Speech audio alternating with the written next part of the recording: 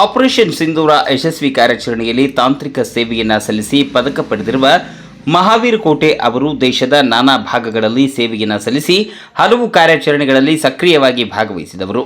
ಚಿಕ್ಕೋಡಿಯ ಬಸವ ವೃತ್ತದಿಂದ ಹಿರೇಕೋಡಿ ಗ್ರಾಮದವರೆಗೆ ಬೃಹತ್ ಮೆರವಣಿಗೆ ಆಯೋಜಿಸಲಾಗಿತ್ತು. ಸರ್ಕಾರಿ ಶಾಲೆಯಿಂದ ಆರಂಭಗೊಂಡ ಈ ಮೆರವಣಿಗೆ ಬಸದಿ, ಬಸ್ ನಿಲ್ದಾಣ, ಮಠ ಹಾಗೂ ಹನುಮಾನ ಮಂದಿರ ಮಾರ್ಗವಾಗಿ ಗ್ರಾಮ ತಲುಪಿತು.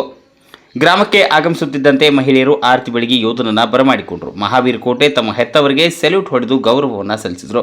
ಸಾವಿರಾರು ಸಂಖ್ಯೆಯಲ್ಲಿ ನೆರೆದಿದ್ದ ಗ್ರಾಮಸ್ಥರು ಮಾಲಾರ್ಪಣೆ ಮಾಡಿ ಜಯಘೋಷವನ್ನು ಕೂಗಿ ಸಂಭ್ರಮಿಸಿದರು. ವಿಶೇಷ ಕಾರ್ಯಕ್ರಮದಲ್ಲಿ ಮಹಾವೀರ್ ಕೋಟೆ ಹಾಗೂ ಅವರ ಧರ್ಮಪತ್ನಿ, ತಂದೆ ತಾಯಿಗಳ ಪಾದಪೂಜೆ ನೆರವೇರಿಸಿ ಆಶೀರ್ವಾದ ಪಡೆದರು. ಗೆಳೆಯರ ಬಳಗದ ವತಿಯಿಂದ ಗುರುವಂದನಾ ಕಾರ್ಯಕ್ರಮ ನಡೆದು ಗುರುಗಳನ್ನು ಸನ್ಮಾನಿಸಲಾಯಿತು. ಬಳಿಕ ನಡೆದ ವೇದಿಕೆಯ ಕಾರ್ಯಕ್ರಮದಲ್ಲಿ ಹಿರೇಕೋಡಿ ಗ್ರಾಮ ಪಂಚಾಯಿತಿ ಅಧ್ಯಕ್ಷರು, ಉಪಾಧ್ಯಕ್ಷರು, ಸದಸ್ಯರು, ಬೆಳಗಾವಿ ಮಾಜಿ ಸೈನಿಕರ ಮಹಾ ಒಕ್ಕೂಟ ಹಾಗೂ ದಕ್ಷಿಣ ಭಾರತ ಜೈನ ಸಭೆಯ ಬೆಳಗಾವಿ ಘಟಕದ ಪದಾಧಿಕಾರಿಗಳು ಭಾಗವಹಿಸಿ ಯೋಧರನ್ನು ಸನ್ಮಾನಿಸಿದರು. ಈ ಕಾರ್ಯಕ್ರಮದಲ್ಲಿ ಮಾಜಿ ತಾಲೂಕು ಪಂಚಾಯತ್ ಸದಸ್ಯ ಸುರೇಶ್ ಚೌಗ್ಲಾ, ಅಜಿತ್ ಗೋಸರವಾಡೆ, ಸುಭಾಷ್ ಚೌಗ್ಲಾ, ಭರತ್ ದೇವಡೇಕರ್, ರೇವಯ್ಯ ಹಿರೇಮಠ್, ಬಾಬರ್ ಪಟೇಲ್ ಸೇರಿದಂತೆ ಶಿಕ್ಷಕರು, ಗೆಳೆಯ ಬಳಗದವರು, ಕುಟುಂಬಸ್ಥರು ಹಾಗೂ ಗ್ರಾಮಸ್ಥರು ಉಪಸ್ಥಿತರಿದ್ದರು.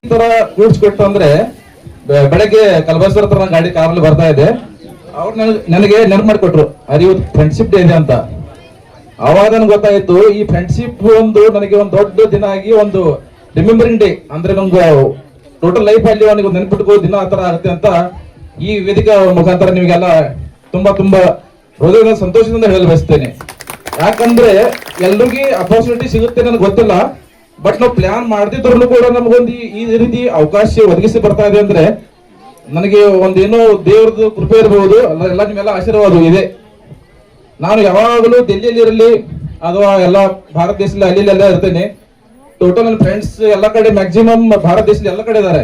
ಯಾವ ಸ್ಟೇಟ್ ತೆಗೆದ್ರು ಇವು ಕೂಡ ನಾನು ಕಾಲ್ ಮಾಡ್ತೀನಿ. ನಂದು ಏನಾದ್ರು ಪ್ರಾಬ್ಲಮ್ ಇದ್ರೆ ಆ ಸ್ಟೇಟ್ ಅಲ್ಲಿ, ನಾ ಈಗ ಡೆಲ್ಲಿಯಲ್ಲಿ ನಮ್ಮ ಅಕ್ಕನ ಮಕ್ಕಳು ಅಲ್ಲೇ ಓದ್ತಾ ಇದಾರೆ, ಈಗ ಯಾರಿಗೆ ಕಾಲ್ ಮಾಡ್ತೀನಿ, ನನ್ನ ಮಕ್ಕಳು ಅಲ್ಲಿ ಬರ್ತಾ ಇದ್ದಾರೆ ಸ್ಟೇಷನ್ ಅಂದ್ರೆ, ಸರ್ ನಾ ಹೋಗ್ತೀನಿ ಅಂತ ಒಂದು 5-6 ಜನ ವಾಲಂಟಿಯರ್ಸ್ ಬರ್ತಾರೆ. ಯಾಕೆ ನಮ್ಮದೆಲ್ಲ ನಡೆ ನುಡಿ ಇದೇ ಮೇನ್ ಮಹತ್ವ ಇರ್ತದೆ. ಸರ್ ಹೇಳಿದ ತರ ಈಗ ಜಗದೀಶ್ ಸರ್ ಹೇಳಿದ್ರು, ನಮ್ಮ ಸಮಾಜ ಸರ್ ಅವರು ಹೇಳಿದ್ರು, ಹಿರೇಕೋಡಿ ಒಂದು ನಮ್ಮ ವಿದ್ಯಾರ್ಥಿಗಳದ್ದು ಒಂದು ಆದರ್ಶ ತರ ಹುಡುಗರು ಇದಾರ ಅಂತ ಹೇಳಿ. ಅವರು ನಾವು ಸರ್ಗಳ ಜೊತೆ ಮೀಟ್ ಆಗಿದ್ದು 10th ಮುಗಿಸ್ಕೊಂಡು ಮ್ಯಾಕ್ಸಿಮಮ್ ಆಗಿರ್ಲಿಲ್ಲ. ಭಗವಾನ ಸರ್ ಜೊತೆ ಭೇಟಿ ಆಗಿದ್ದೆ, ಮಗ್ದೂಮ್ ಸರ್ ಜೊತೆ, ಮಕ್ಕಳ ಸರ್ ಜೊತೆ ಸ್ವಲ್ಪ ಭೇಟಿ ಆಗಿದ್ದೀನಿ. ಬಟ್ ಇವತ್ತು ಒಂದು ಎಲ್ಲ ಇಲ್ಲಿ ಕೂಡಿಸ್ಕೊಟ್ಟು ನನ್ನ ಸ್ನೇಹಿತ ಕಮಿಟಿ ಅವರು ಇದೆಲ್ಲ ತುಂಬಾ ಅರೇಂಜ್ ಮಾಡಿ ನಮ್ಮನ್ನೆಲ್ಲ ಕೂಡಿಸೋಂಗ್ ಮಾಡ್ಕೊಂಡು ಪ್ಲಾನ್ ಮಾಡ್ಕೊಂಡು ತುಂಬಾ ಒಂದು ನಿಷ್ಠಾವಂತ ಒಂದು ಕೆಲಸ ಮಾಡಿ ನಮಗೆಲ್ಲ ಒಂದು ಕೂಡಿಸುವ ಒಂದು ಎಲ್ಲ ಸೇರುವ ಮುಖಾಂತರ ನಮಗೊಂದು ದೊಡ್ಡ ಹಬ್ಬದ ತರ ವಾತಾವರಣ ಆಗಿದೆ. ಇದು ನಾನೊಂದು ಹೇಳಲು ಬಯಸುತ್ತೇನೆ, ಜೀವನದಲ್ಲಿ ದುಡ್ಡು ಅದು ಇದು ಮುಖ್ಯ ಅಲ್ಲ, ಬಾಂಧವ್ಯಗಳು ಒಡೆದು ಹೋಗ್ತಾ ಇರ್ತವೆ, ಅದನ್ನು ಹಿಡ್ಕೊಂಡು ಗಟ್ಟಿ ಕಟ್ಕೊಂಡು ಮುಂದೆ ಹೋಗೋದು ಅದೇ ಜೀವನ. ಇವತ್ತು ನಾವು ಏನಾದ್ರು ಕೆಟ್ಟ ಮಾಡ್ತೀವಿ, ಇನ್ನೊಬ್ಬರ ಜೊತೆ ಅದು ಮಾತಾಡ್ತೀವಿ ಇದು ಮಾತಾಡ್ತೀವಿ, ದಟ್ ಇಸ್ ನಾಟ್, ಅದು ಒಳ್ಳೇದಲ್ಲ.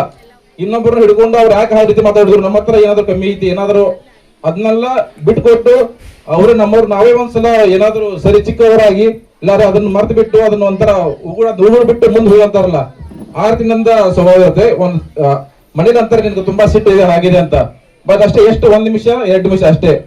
ನನ್ನ ತಾಯಿದು ಕೂಡ ಜಗಳ ಮಾಡ್ತಿರ್ತೀನಿ ಅವಾಗ ಅಂತಾರೆ, ಸ್ವಲ್ಪ ಅವರು ಸುಮ್ಮನೆ ಸಿಟ್ಟಾಗಿ ಬಿಡ್ತಾರೆ. ಬಟ್ ಅದೆಷ್ಟು 1 ಸೆಕೆಂಡ್ ನಾನೇ ಮತ್ತೆ ಅವ್ರನ್ನು ಇದು ಮಾಡ್ತೀನಿ ಗೊತ್ತು. ಯಾಕಂದ್ರೆ ಅವ್ರದ್ದು ಕೋಪ ಸ್ವಭಾವ, ಎಲ್ಲರೂ ಅಂತಾರೆ ಅವ್ರದ್ದು ಸ್ವಲ್ಪ ತಾಯಿಯವ್ರದ್ದು ಕೋಪ ಸ್ವಭಾವ ಅಂತ.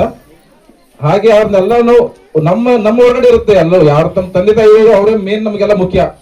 ಅವರು ಮನಸ್ಸಿನಿಂದ ಬಾಯಿಂದ ಯಾರಿಗೂ ಹೇಳೋದಿಲ್ಲ ನಮಗೆ ಹೀಗೆ ಬೇಕು, ನೀವು ಹಾಗೆ ಮಾಡ್ರಿ ಮಕ್ಕಳು, ನನಗೆ ಹೀಗಿರ್ಬೇಕು ಹಾಗಿರ್ಬೇಕಂತ.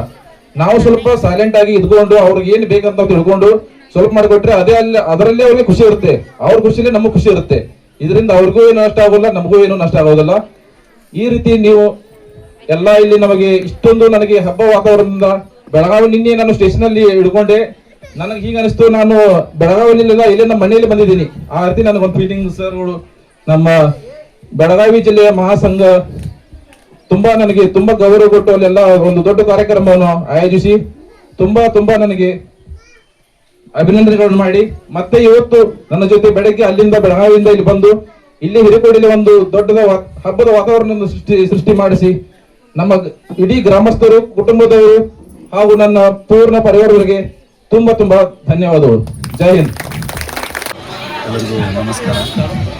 ಇವತ್ತು ನಮ್ಮ ಆತ್ಮೀಯ ಮಿತ್ರರಾದ ಶ್ರೀ ಮಹಾವೀರ್ ಸುರೇಂದ್ರ ಕೋಟೆ ಅವರು 23 ವರ್ಷಗಳ ಕಾಲ ಆರ್ಮಿಯಲ್ಲಿ ಸೇವೆ ಸಲ್ಲಿಸಿ ರಿಟೈರ್ಮೆಂಟ್ ಆಗಿ ತಮ್ಮ ಹುಟ್ಟೂರಿಗೆ ಸ್ವಗ್ರಾಮಕ್ಕೆ ಆಗಮಿಸಿದರು. ಇದು ನಮ್ಮೆಲ್ಲರಿಗೂ ಬಹಳ ಖುಷಿ ತಂದುಕೊಟ್ಟಿದೆ.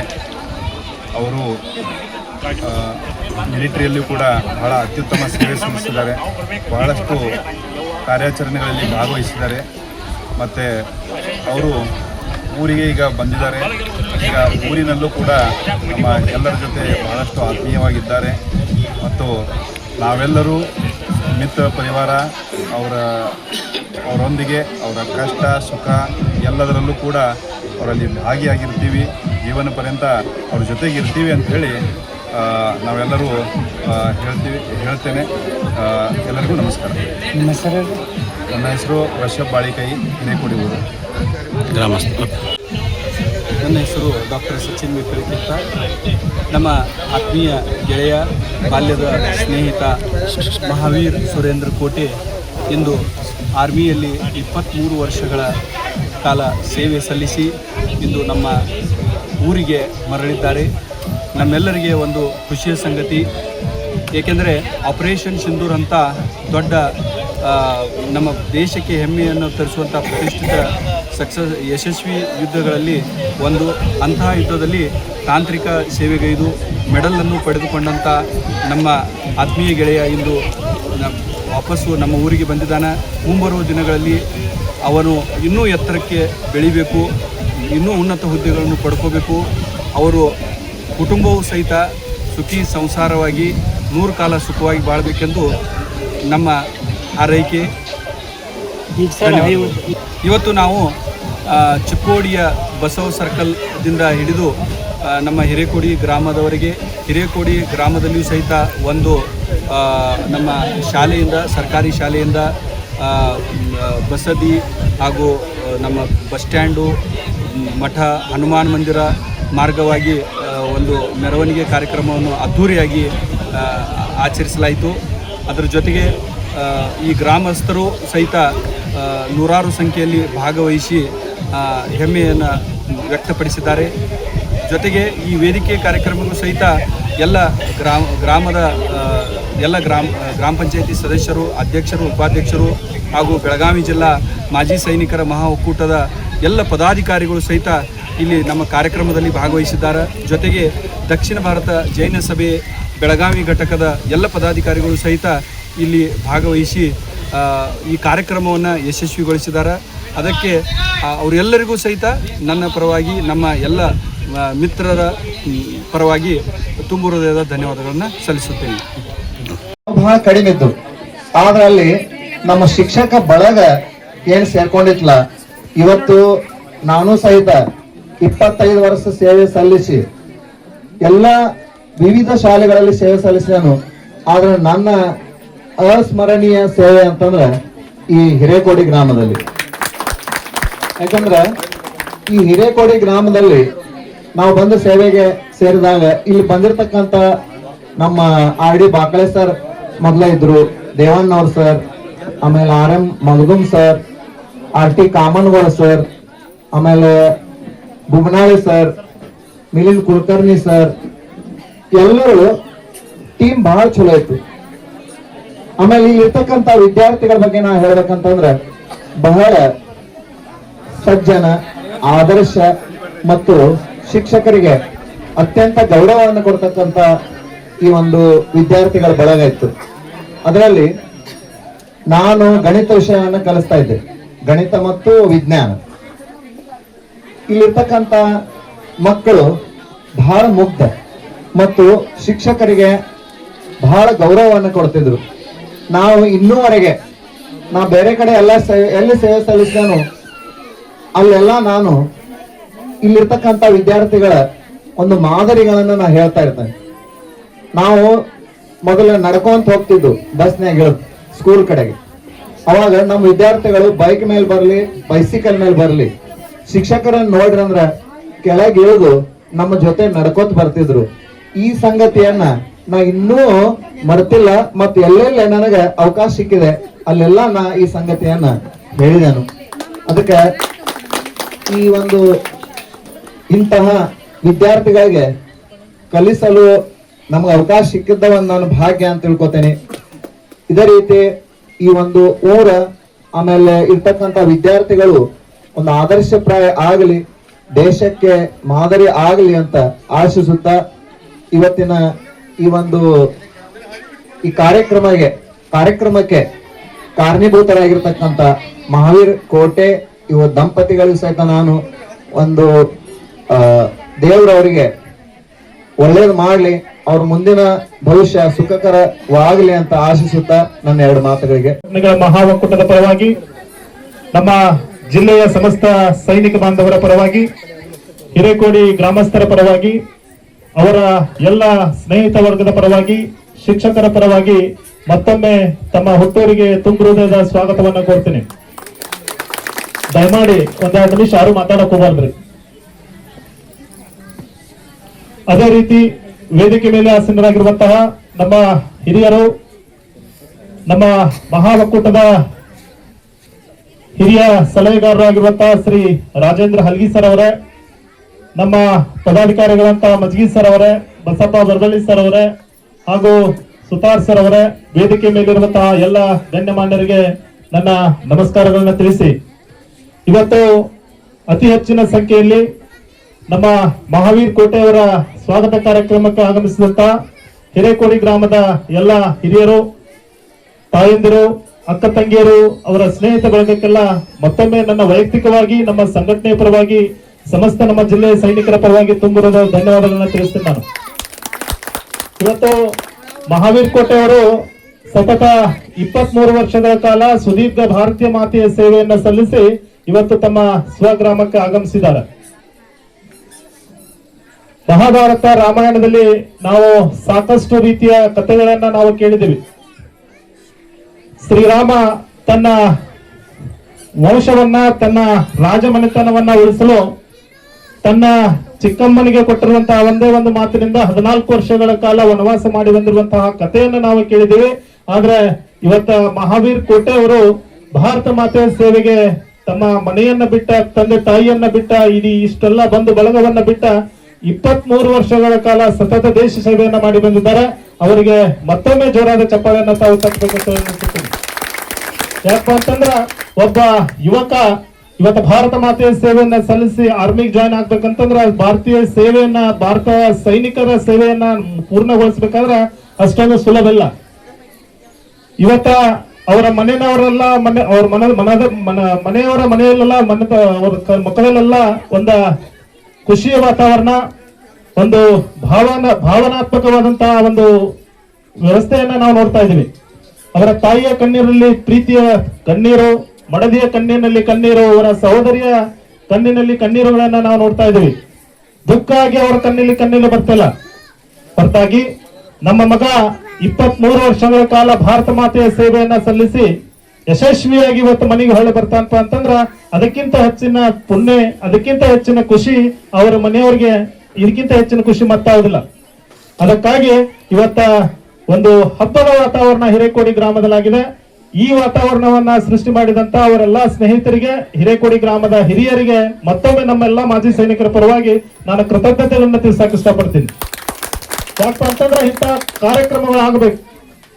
ಒಬ್ಬ ಸೈನಿಕನಿಗೆ ಸಿಗಬೇಕಾದಂತ ಗೌರವ ಇದು ಸೈನಿಕನಿಗೆ ಅಷ್ಟೇ ಅಲ್ಲ, ನಿಮ್ಮ ಹಿರೇಕೋಡಿ ಗ್ರಾಮದಲ್ಲಿ ಬೆಳೆಯುತ್ತಿರುವಂತ ಇಲ್ಲೇನು ಎಷ್ಟು ಮುಗಿದು ಮಕ್ಕಳು ಬಂದಿದ್ದಾರೆ, ಯುವಕರು ಬಂದಿದ್ದಾರೆ, ಯುವತಿಯರು ಬಂದಿದ್ದಾರೆ, ಅವರಿಗೆಲ್ಲ ಒಂದು ಪ್ರೇರಣಾದಾಯಕವಾದಂತಹ ಕಾರ್ಯಕ್ರಮ ಇದಾಗಿರ್ತದೆ. ಒಬ್ಬ ದೇಶವನ್ನ ರಕ್ಷಣೆ ಮಾಡಿ ಬಂದಂತಹ ಸೈನಿಕನಿಗೆ ಇಷ್ಟು ಅದ್ದೂರಿಯಾದಂತಹ ಸ್ವಾಗತ ಸಿಗತೈತಿಪ್ಪ ಅಂತಂದ್ರ ಅದ್ರ ಹಿಂದೆ ಏನೋ ಒಂದು ಕಾರಣ ಐತಿ.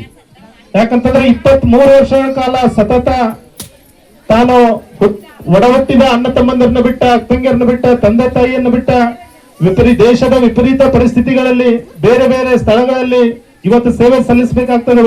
ಈಗಾಗಲೇ ಪರಿಚಯ ಮಾಡಿಕೊಳ್ಳುವಂತಹ ಸಂದರ್ಭದಲ್ಲಿ ಸಾಕಷ್ಟು ಹೇಳಿದ್ದಾರೆ. ಈಗ ಭಾರತೀಯ ಸೇನೆಯಲ್ಲಿ ಯಾವ ರೀತಿ ಪರಿಸ್ಥಿತಿ ಇರ್ತದೆ ಅಂತ.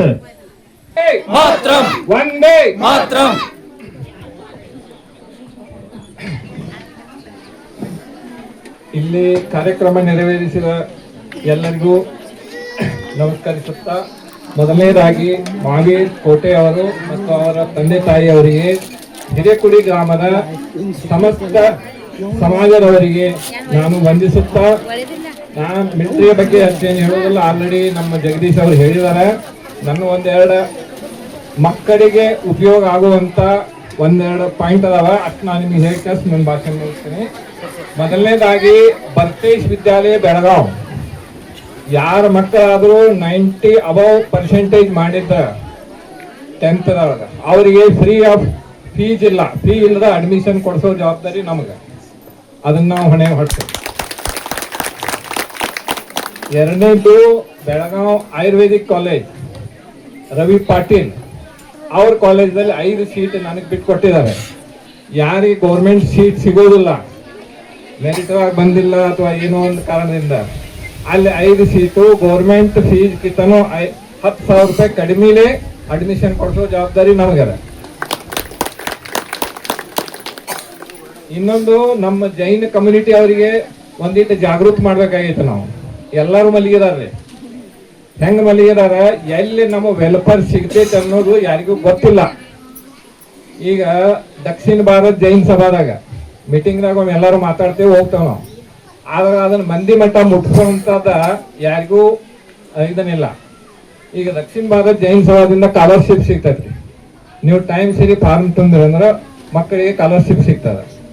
ಇನ್ನೊಂದು ಜಿತೋ, ನಮ್ಮ ಜೈನ್ ಜಿತೋ ಒಂದು ಮಾಡಿದಾರೆ, ಅಲ್ಲಿ ನೀವು ಯಾವುದೇ ಶಿಕ್ಷಣಕ್ಕೆ ಮುಂದಿನ ಹೈಯರ್ ಡಿಗ್ರಿ ಕಳಿಸ್ಬೇಕಾದ್ರೆ ವಿದೌಟ್ ಇಂಟ್ರೆಸ್ಟ್ MBBS ಅಡ್ಮಿಷನ್ ತಗೊಂಡ್ರು ಅದಕ್ಕೆ ಫೀಸ್ ಎಷ್ಟೈತ್ರಲ್ಲ ಕಾಲೇಜ್ ಫೀಸ್ ಅದೆಲ್ಲ ಲೋನ್ ಕೊಡ್ತಾರೆ ವಿದೌಟ್ ಇಂಟ್ರೆಸ್ಟ್.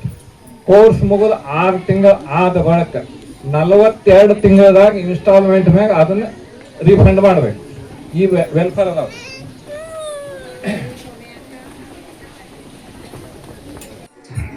ಇನ್ನೇನು ಅವರು ವಿಚಾರ ಮಾಡ್ಬೇಕಂದ್ರ ನಿನ್ನ ಸಂಗಾತಿ ಇರ್ತಾರು, ನೀವು ಆರಾಮಿರ್ರಿ ಕಾಕು, ಅವ್ರ ಬಗ್ಗೆ ಏನೂ ತಲೆ ಕೆಡಿಸ್ಬೇಡ್ರಿ, ಅವ ಆರಾಮಿರ್ತಾನ, ಅವ ಬರ್ತಾನ ಅಂತ ಹೇಳಿ ಸಮಾಧಾನ ಮಾಡ್ತಿದ್ವಿ. ಕಳೆದ 10 ವರ್ಷದಿಂದ ನಾವು ಸಹಿತ ಮೇಲಿನ ಮೇಲೆ ನಮಗೆ ಫೋನ್ ಹಚ್ತಾ ಇದ್ದ, ಇಲ್ಲಪ್ಪ ನಂದು ಲಾಸ್ಟ್ ಐತಿ ಇನ್ ದಿಲ್ಲಿ, ನೀವು ನೋಡಕ್ಕೆ ಎಲ್ಲರೂ ಬರ್ಬೇಕಂತೇಳಿ ನಮ್ಮ ಫ್ರೆಂಡ್ಸ್ಗೆ ಕರ್ಕೊಂಡು ಹೋಗಿ ಎಲ್ಲನೂ ಸಹಿತ ಒಂದು ರೌಂಡ್ ಟ್ರಿಪ್ ಮಾಡಿಸಿದ. ಸೊ ಅದಕ್ಕೆ ನಮಗೂ ಸಹಿತ ಒಂದು ಒಳ್ಳೆಯ ಸ್ನೇಹಿತ, ಬಾಲ್ಯ ಸ್ನೇಹಿತ ಇನ್ನೂ ಮರ್ತಿಲ್ಲ ಅನ್ನೋದು ನಮಗೊಂದು ಖುಷಿ ಸಂಗತಿ. ಅದೇ ರೀತಿ ನಮ್ಮೆಲ್ಲರಿಗೂ ಸಹಿತ ಯಾರನ್ನೂ ಸಹಿತ ಮೇಲಿನ ಮೇಲೆ ಫೋನ್ ಹಚ್ಚಿ ಮಾತಾಡಿಸ್ತಾನೆ, ನಾವು ಹಚ್ಚಂಗಿಲ್ಲ, ಅವನೇ ಹಚ್ತಾನೆ, ನಮ್ಗೆಲ್ಲರಿಗೂ ಹಚ್ತಿರ್ತಾನೆ.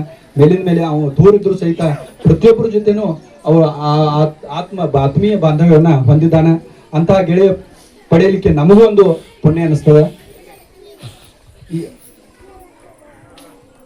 ಇನ್ನು ಕೊನೆಯದಾಗಿ ಹೇಳ್ಬೇಕಂದ್ರೆ ಅತಿಥಿಗಳ ಪರ ನುಡಿಯನ್ನ ಈ ಕಾರ್ಯಕ್ರಮದಲ್ಲಿ ಅತಿಥಿಗಳಾಗಿ ಅತ್ಯಂತ ಮಹತ್ವಪೂರ್ಣವಾದದ್ದು ಇಂದಿನ ಕಾರ್ಯಕ್ರಮ